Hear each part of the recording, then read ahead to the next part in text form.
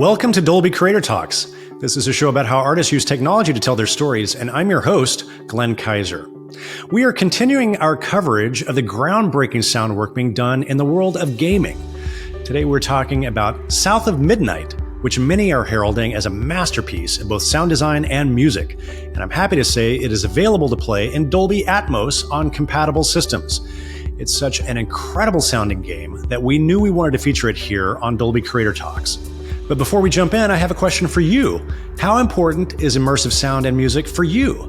Gaming setups these days range from small handheld consoles to fully immersive VR headsets. And we want to know how important sound is to you when you want to lose yourself in a game. So please leave a comment down below.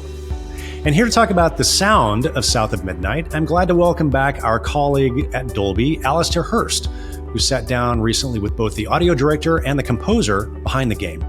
I'll let Alistair take it from here. I'm really glad to be here today with Chris Fox, the audio director on the game South of Midnight, and Olivier Derivière, the composer. So let's start off with intros. Chris, you want to tell us a little bit about your background and what you did on the project? Came from a music background, as most people who work in game audio, I find, do have.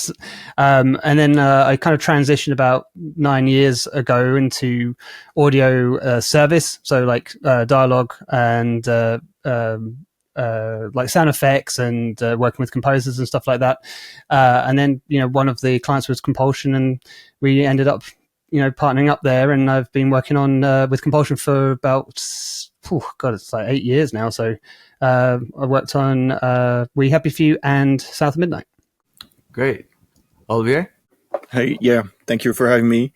I'm a gamer, and I've been fascinated by video games since my childhood, and I've been practicing music, learning music as well. And so at first I wanted to make video games, so I studied math and all of this, but I was not as good. I mean, let's just say I was not good at all. And so I ended up doing music for games, but on a very, let's say, sort of like gamer aspect, player, aka developer aspect. So my background is mainly classical music. I went through, harmony, fugue, all of this French conservatory.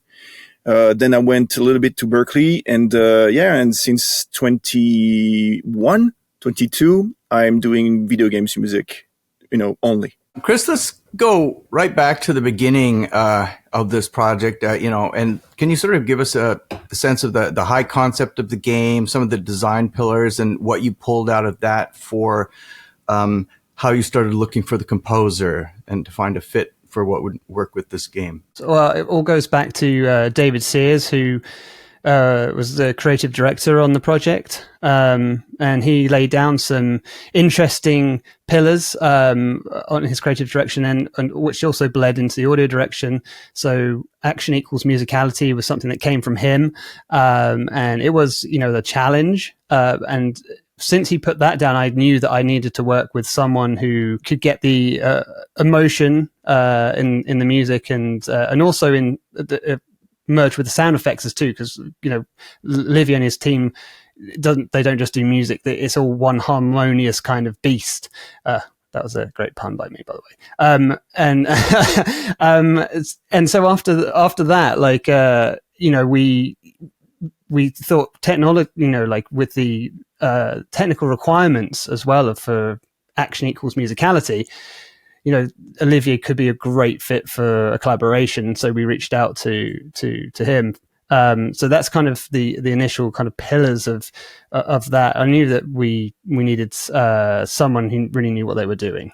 So you already knew who the composer was? You picked him out where there wasn't any kind of audition process, or how did that work? I had been searching online, of course, for like other composers. So I had a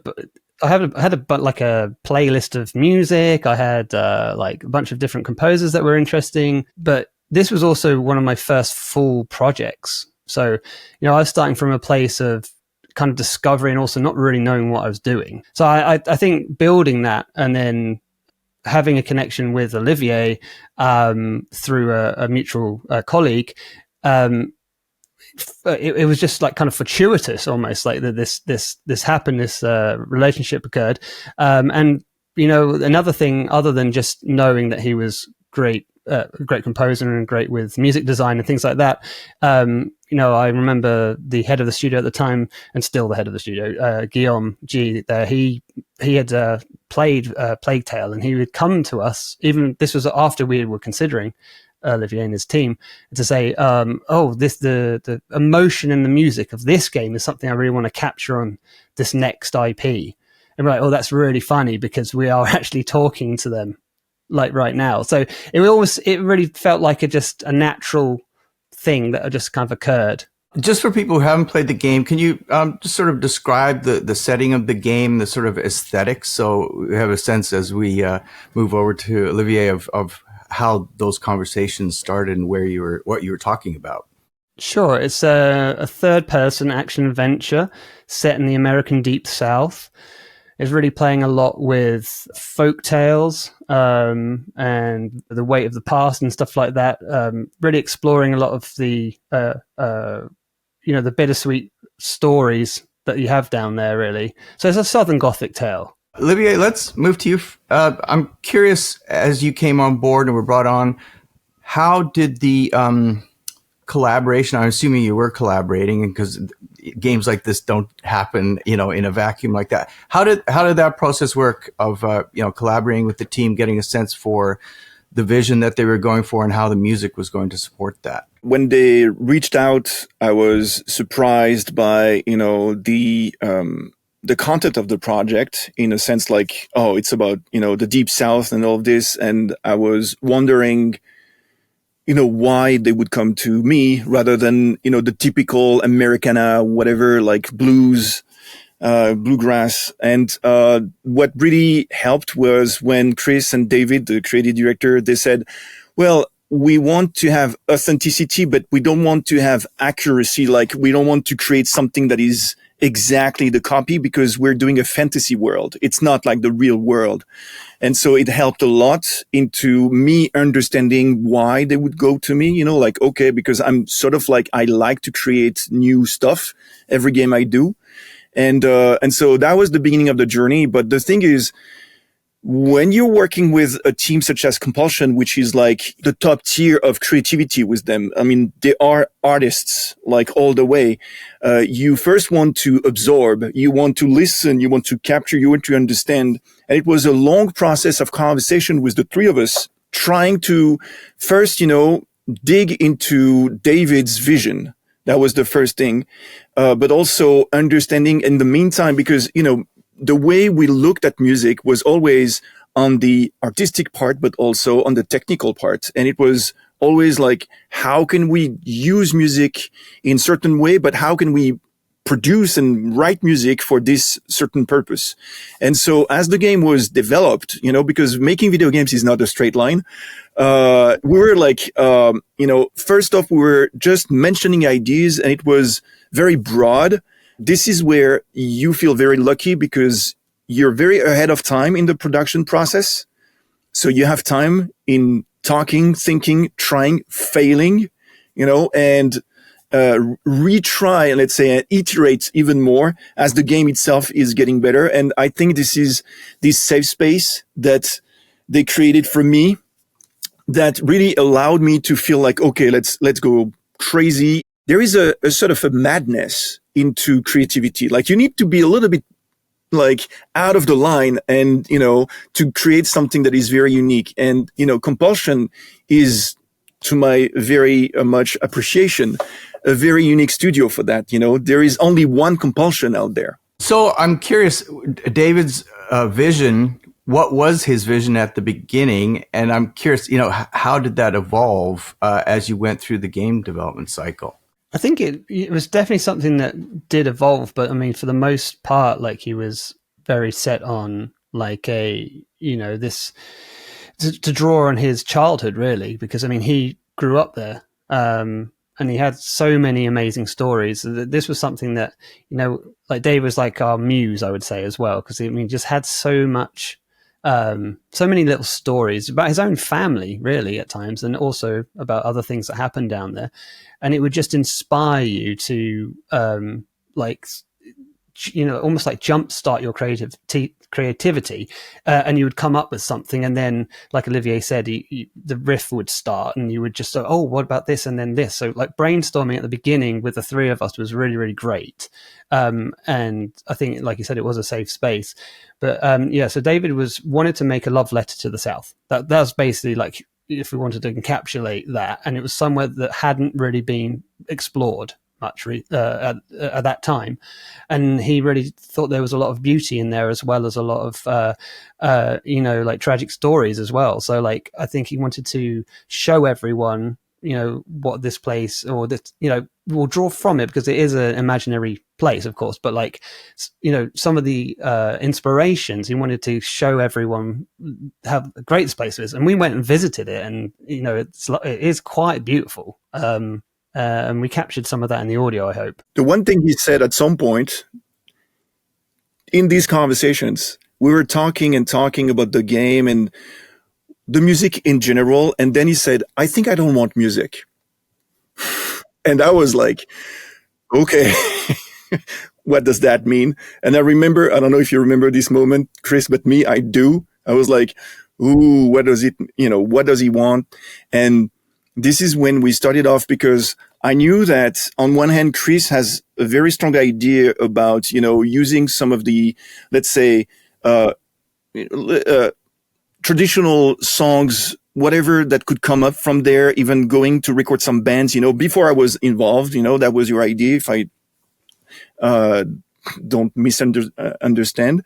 But the thing is, when he said that, we were like, okay, so, because he didn't want illustrative music, like, there is a music in the background that is just doing something, like, because it's just music, and it's okay. It feels like it's the South, and it's okay.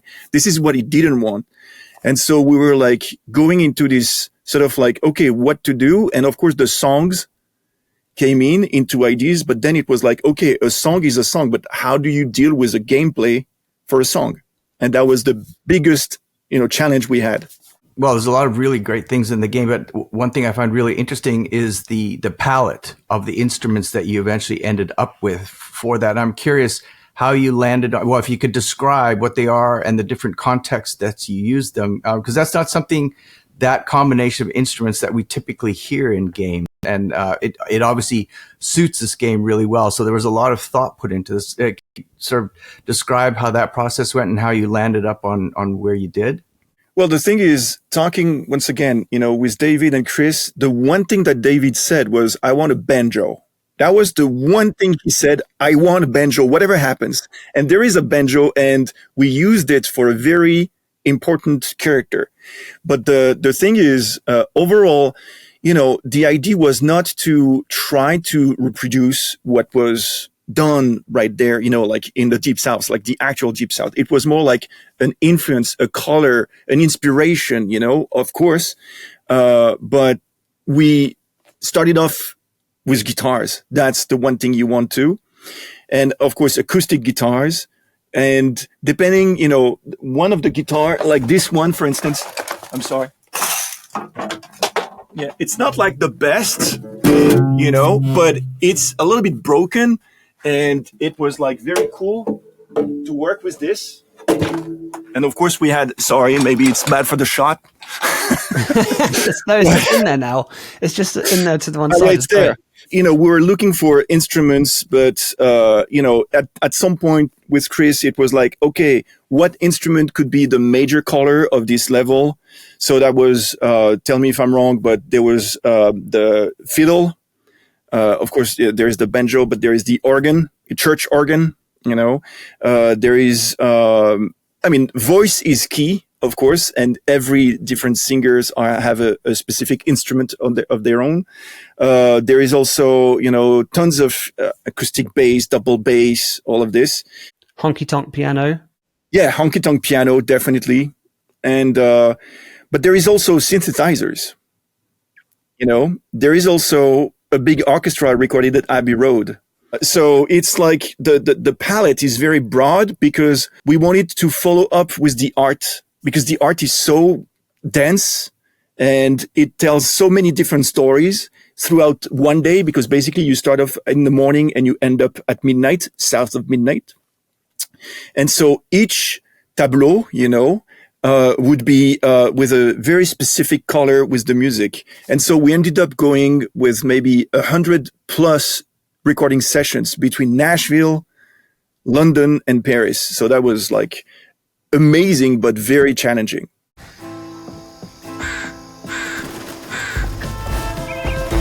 Now that's cool.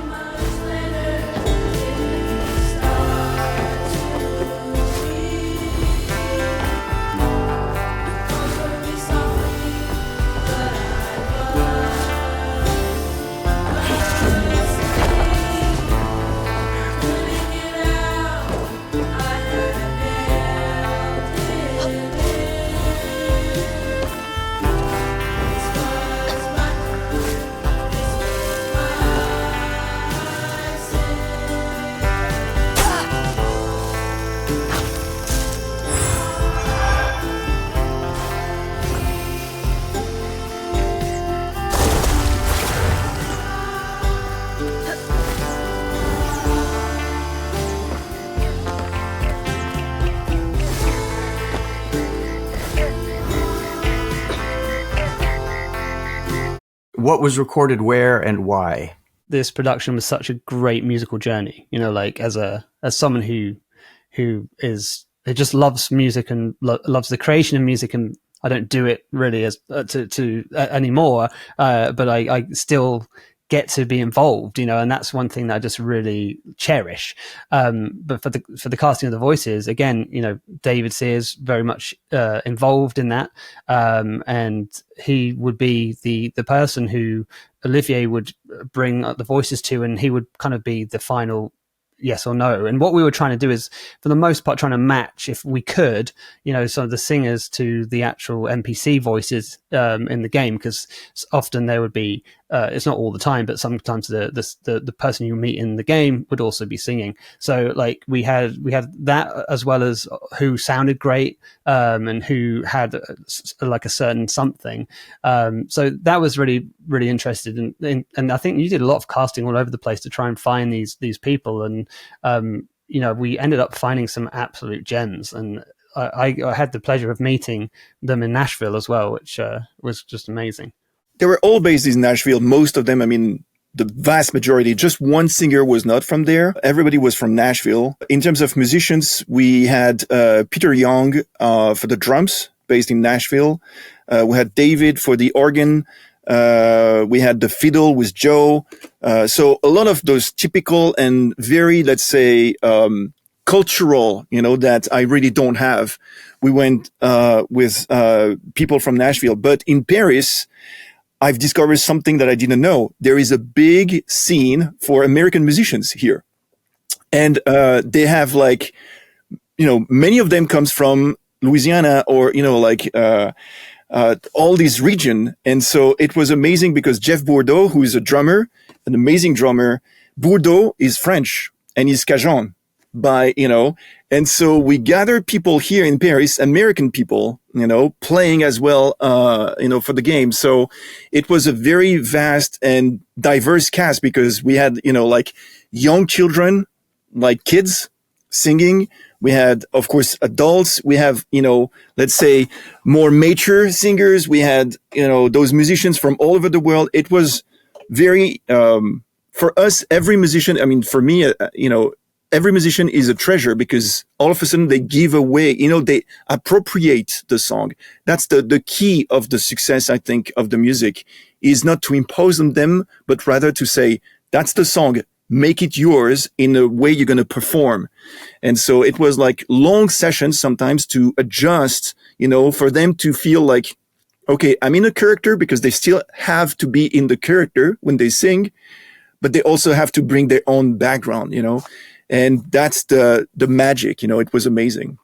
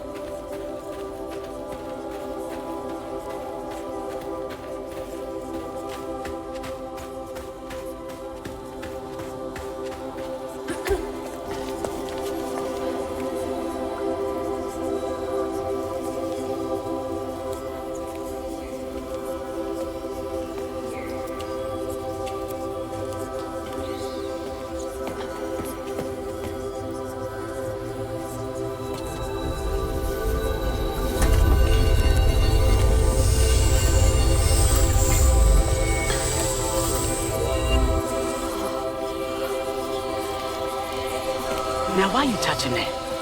Put it down.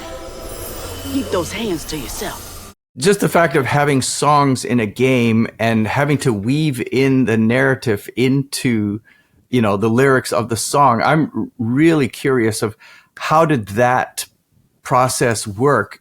I'm assuming you were working with narrative design, or how did that work to come up with the lyrics and then get it in there? And this, of course, I don't know how much the story evolved, but that sounds like a tricky process to me. Definitely tricky. For sure. I think what we asked from narrative was like the basic lore of the creature, so we had the background of the story before we started with the lyrics.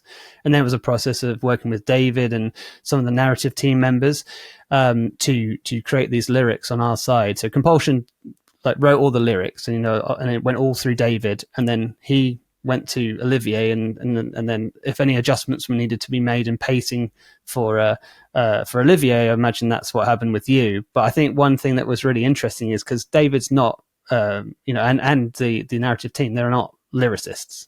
So what they wrote is not typical, and I think that put Olivier in really interesting positions because he was forced to use very strange cadences at some points, which just delivered these very original and unexpected musical phrases. And I was like, these are the sort of things that you would listen to it and you'd be like, I'm not sure what's happening. And you wouldn't know.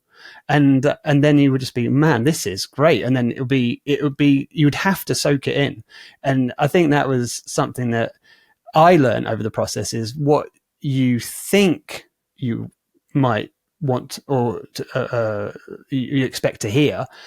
You actually can color your the actual judgment of a piece, and so to actually step back and don't give your feedback, or don't go with your gut. Sometimes you need to absorb these things, because if something's new, it could feel wrong, and I think that's something that's really interesting to me, because it wasn't wrong at all.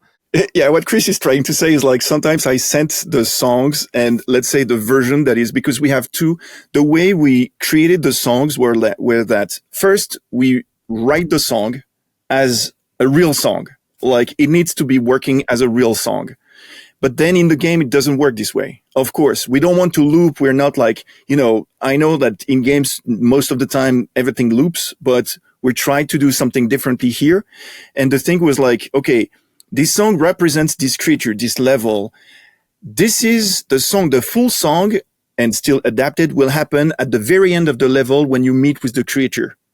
But we wanted as well to introduce the song throughout the level, because the song is part of the story. And so basically I had a verse, chorus, verse, bridge, whatever. And we were okay, so before you pick up this, because you're going for hints about the creatures, every one of them have some evidence here or there. It's called the pattern stain. That's it. Yeah, it's like the narrative events, basically the memories. Yes, and so for each of them, you will have a little excerpt of the song, but the song will not be the same song. It will be corrupted because you are going into trying to fight the corruption. So the melody is a little bit weird, and the arranging is weird, but also it's not sung by the actual, singer at the end for the creature, but it's sung by the group of kids, a kids choir. And so why is that important? It's because, it's a narrative driven game, and we didn't want, the song to happen with a male or female, going in the center singing, while the main character could speak. That's, there is clash there sometimes, and we didn't want that. But to have the kids spread around, and not be at the center, leaves the space if the main character is speaking. But also it gives a color, because those kids, are more than just a way for us to make the song works better, but it has meaning, in the game. So I don't know if we want to go deep into these things, but everything has meaning in this game. Everything. Yeah. Well, thematically also, the kids represent Hazel's magic. So, it made total sense for, color as well as, thematically that your magic is with you. We wanted to give a character to the magic, and that was these kids. So they kind of were, more aggressive in combat. When you used your magical powers, they guided you where you could send them out and they would show you the way. They would guide you towards an object of power they wanted you to interface with, and then they would sing to you some of these songs. But of course, they're these magical entities, they will sing it in their way. And I think that was really, really beautiful. So we had these two different versions of the song.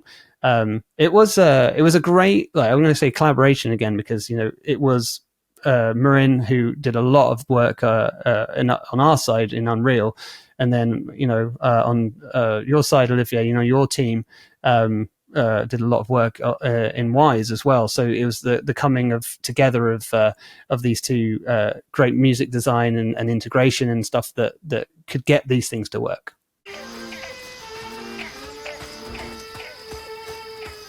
That's a bottle tree. All right.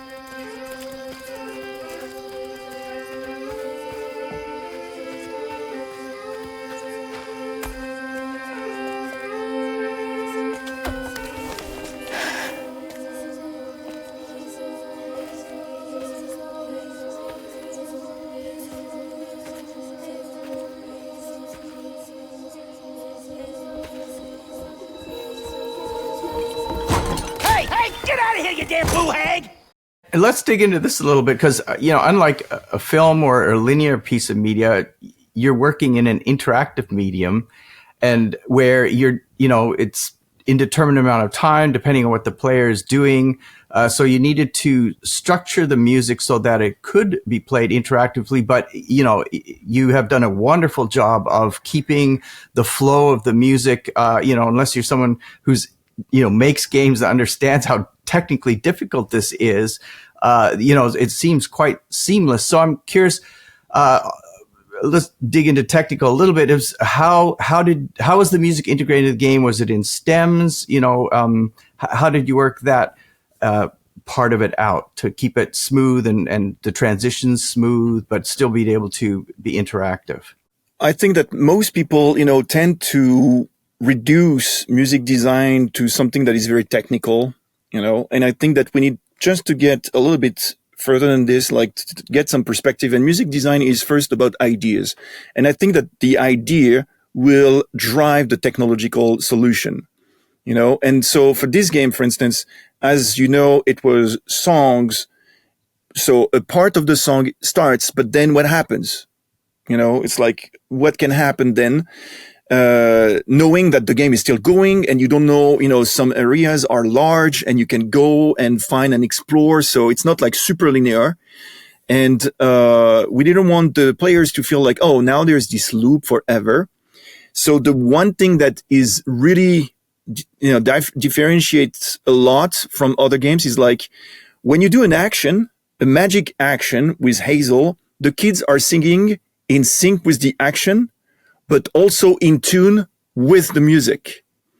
And what we did is we recorded a sampler of notes with different vowels. And so depending on your action and where you are in the music and whatsoever, the flow of this melody that you're creating is totally up to you dynamically. And so it gets to feel like not repetitive because, depending what you're doing, you will hear ha, he, ha, he, ha, and this will play on this bed that the music has. So yes, you can talk about the layering of stems, which is fairly basic. And, you can, of course, do one loop, if I may, with, the full instrumentation and then another loop with less and, all these tricks. But the real trick was like the top end, with the kids was the player, and so it was complementary with your own experience. And as a player, you're actively producing the music, and it goes back to the, action means musicality means action.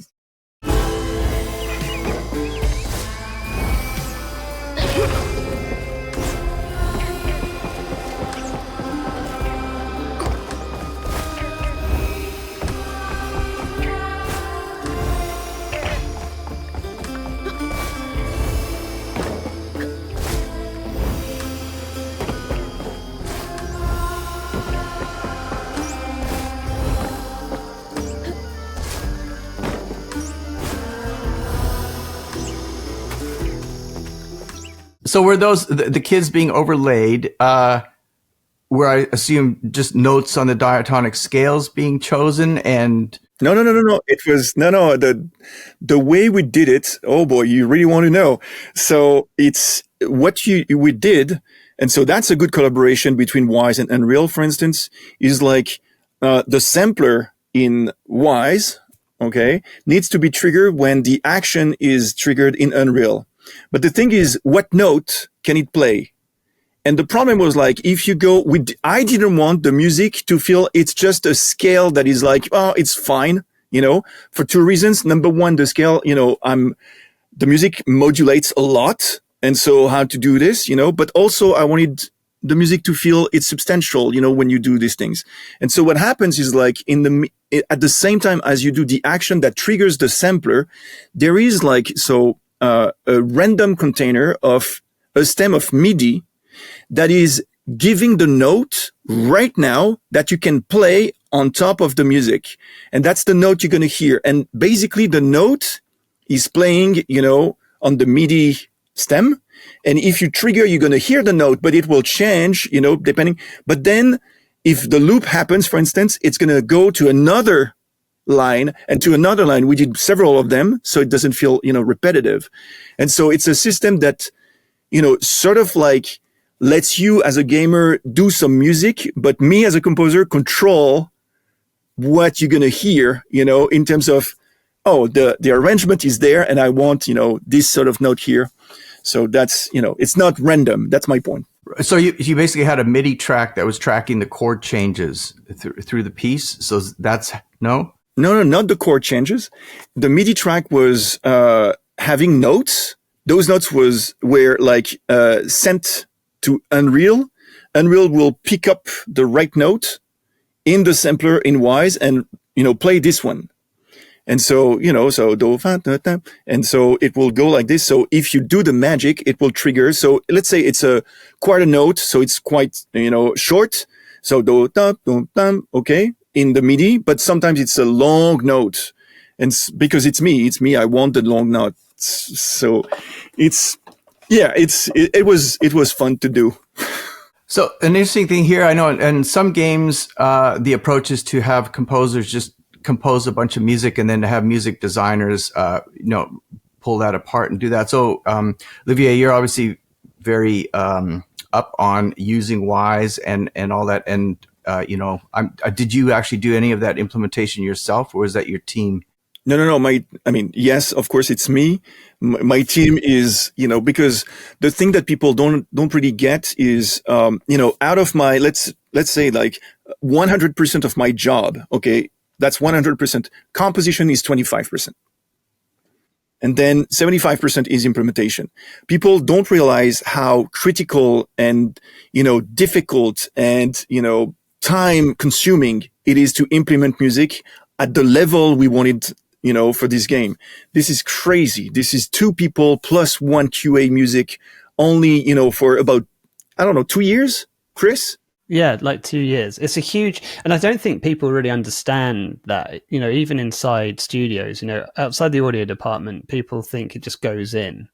But, I think there's a lot we can learn in game dev, like across the different disciplines about the complexities of music design and integration. And I think that was something that we, I go back to what I said before, which was like, first game, and I didn't really know what I was doing.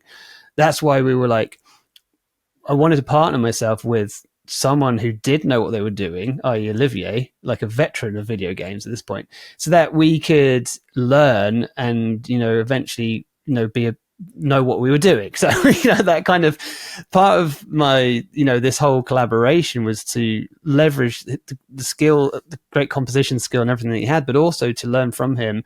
And we did. And because these things go over so many years, it's like 5 years, or I'm not sure how long we were together, maybe 3-4 years, but like, it was a long time. And, you think of the amount of learning you can get done with by brainstorming and seeing new stuff. We just talked about the kid system there, which goes back to the action equals musicality. That's why I wanted to work with Olivier is to like to know exactly like what he's saying now is like get better at these things.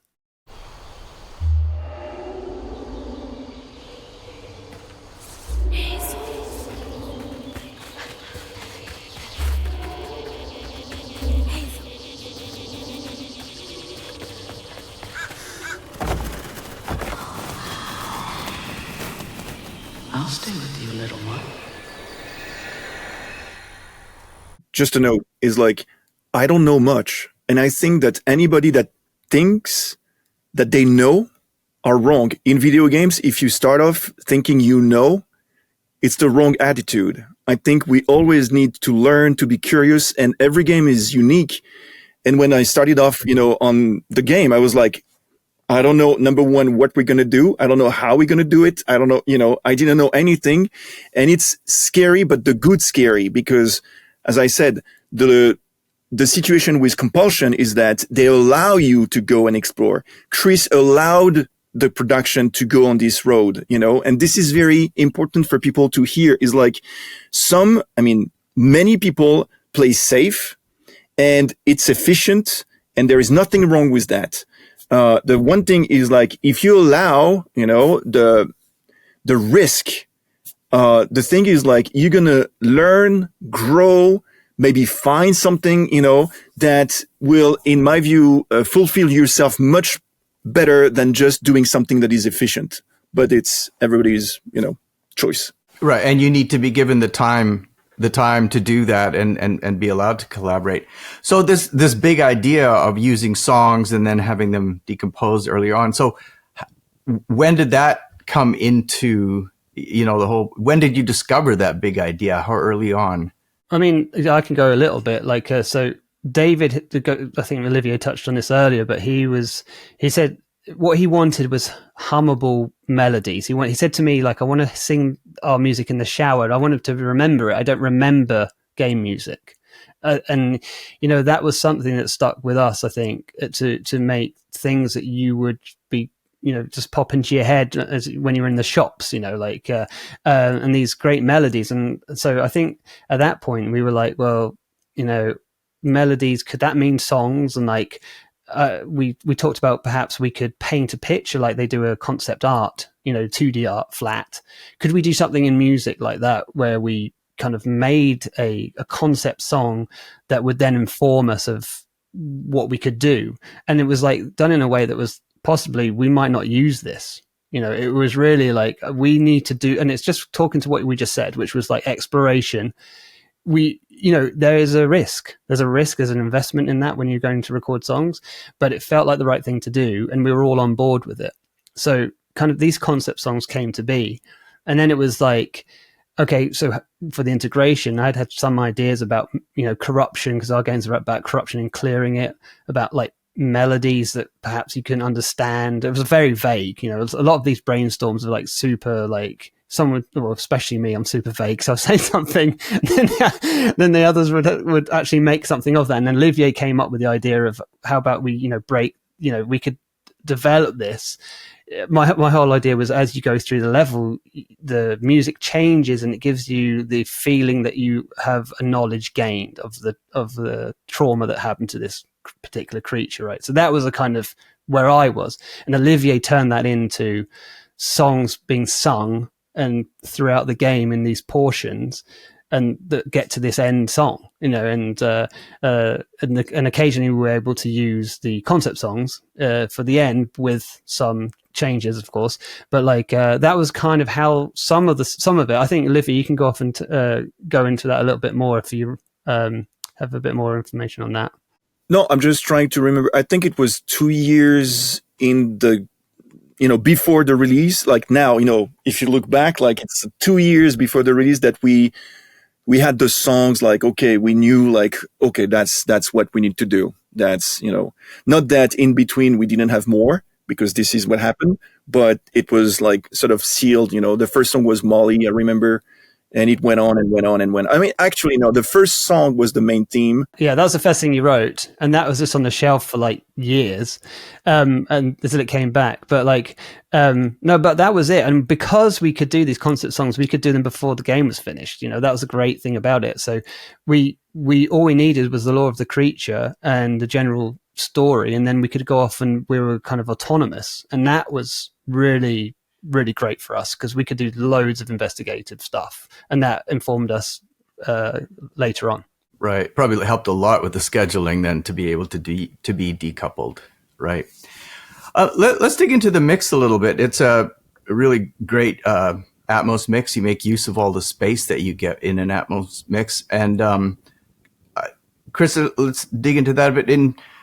On the sound design side, another aspect of the game that I really appreciated was that you sent my friend Andy Martin, who lives here in the Seattle area with me, out to sit in the bayous and the swamps down in Louisiana for a few weeks. And so you've got these fantastic field recordings from there. So I'm just curious, for those ambiences, how did you use those in the game? Because I know he recorded, I think, dual mid-side, and he said some of them were quad. How did those fit into the mix? Because you don't really notice them. Oh, parabolic as well for spot sound effects. Okay. So how did you approach that in the mix? That was a huge part. I'll just go a little bit higher up, which was because, we talked about, making original songs, and they weren't exactly the carbon copies of what you might hear in the South. And I thought, to give the freedom to do something different, maybe we should go and record the actual sounds from down there and leverage those two things together. And so, worked with Andy Martin, fantastic. And also with Thomas Rex Beverly, he did some recording down in Kentucky and Tennessee for us as well. Because of those field recordings, I think that really you get those comments like, "Hey, I'm from the South. It sounds like my backyard," things like that. And that's really heartwarming. We've put in the effort, and it's with these collaborators again. In this case, Andy Martin and Thomas Rex Beverly sit in the swamps in the pouring rain for like weeks on end. It's just amazing. That was a great experience, and I have so much thanks to Andy for that. What we wanted to do is spot place by hand. This game is like handmade from art to like spot sound effects. Like, we don't have a system for placing emitters around the player. It's all hand placed.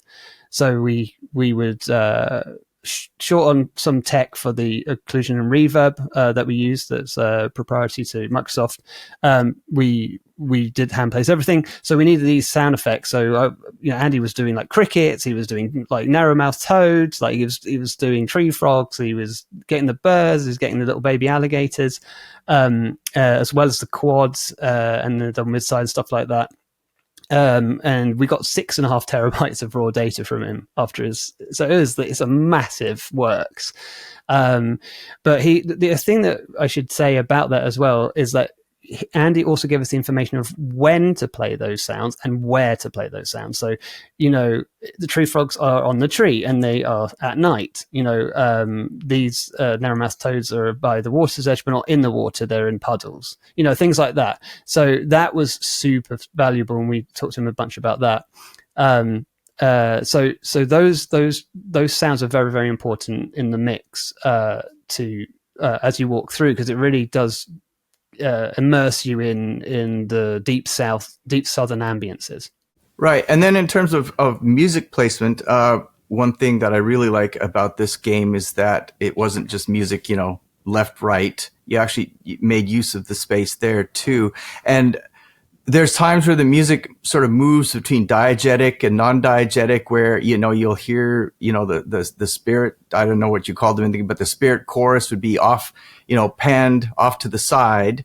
And so it was implied that they were potentially in the scene, but not. So I'm just curious, what was your approach to the mix that made it more than just, like I said, just a stereo mix up front, that you made use of all the space that you had in Atmos to work with? So, it really comes back to that, the entities, the magic entities. We wanted to make them a character. So the kids, which are the kid choir that Olivier put together and recorded down in Nashville, the stars of the show is what we call them, because they really are like everywhere. So they, a lot of what you hear, there's two different samplers actually. One is like the agitated sampler as you get close to like an objective station, and the other one is the vowels that we were talking about when you do your magic and they play in tune with the backing, the non-diegetic music that's playing at the time. And so yeah, those are the things that we played with, and also with the combat, right? So when you're doing combat, if they get agitated, that's all around you. That's not just in the front. So there's a lot of use of, I think the score was at the front though, Olivier, is that right? Yeah. So there's other elements that were placed around to complement the score. Yeah, there is one thing though that is, there are two places in the game where the music is very sort of like proactive into placement. Is number one in the swamps. So only people that can, like focus on this. But if you go in the swamps, so before you meet with Benji, and you do your magic, you'll hear that everything in the swamps is aligned with the music. So all of a sudden you hear the cricket, you hear the cicadas, you hear the frog, whatsoever, everything goes. So you need to jump and do the magic, and then whoop, it starts off like this. So even the atmosphere, is in sync with the music. So it's all around you in sync with the music.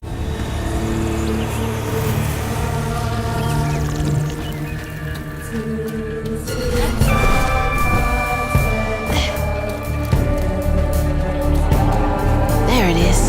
Now to get over there.